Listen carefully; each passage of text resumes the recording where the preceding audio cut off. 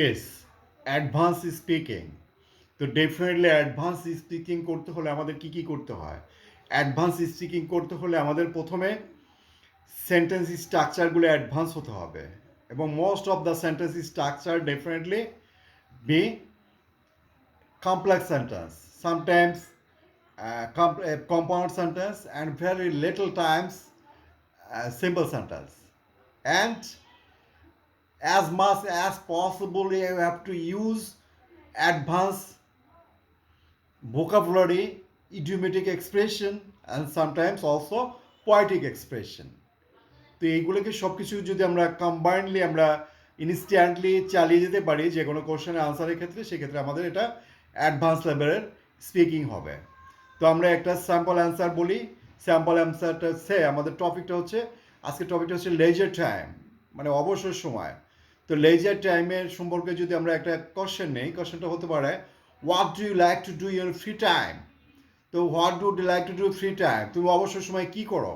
এটার যদি আমরা নর্মাল আনসার করি, নর্মাল আনসার করলে যে যত ভালোভাবেই করি আমরা কি কত পাবো, 6 পাবো, অর 6.5 পাবো, 7 পাবো, ইভেন 7.5 পাবো, বাট নট 8.5 অর 9। তো আমরা আজকে এমনভাবে স্পিকিংটা শিখবো, তো ডেফিনেটলি আমরা 8.5 অর 9 আমরা সিকিউর করবো। ওকে, তো এই কোশ্চেনটা কি ছিল? What do you do or what do you like to do in your free time?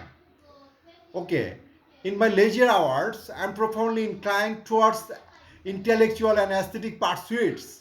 I often myself, I often immerse myself in esoteric literature, particularly those imbued with existential and philosophical theme. Additionally, I find solace in contemplative walk through nature, during which I engage in rumination on abstract ideas, also listening to music, to especially of a symphonic and melancholic nature, serve as a cathartic experience for me. Occasionally, I indulge in gastronomic experimentation, blending diverse culinary tradition into novel dishes, which I consider a form of creative expression.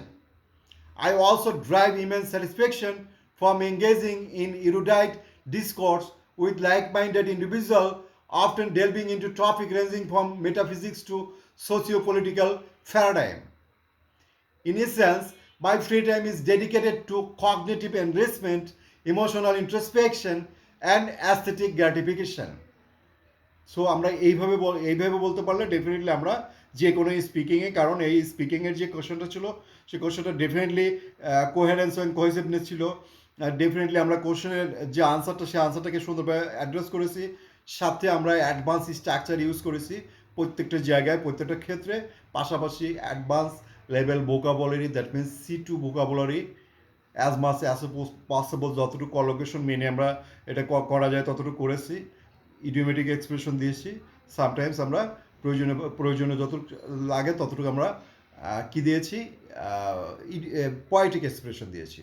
তো এইভাবে আমরা কয়েকটা যদি speaking করি, আমাদের ব্রেনের structure, ব্রেনের ভিতরে সেগুলোকে আমাদের ইনস্টিল হতে থাকবে আস্তে আস্তে। একসময় গিয়ে আমরা পুরো যে কোনো টপিকের উপরে আমরা বলতে গেলে আমরা অ্যাডভান্স স্পিকিংয়ের কথা বলতে পারবো। ঠিক আছে, আজকে এই পর্যন্ত। Thank you.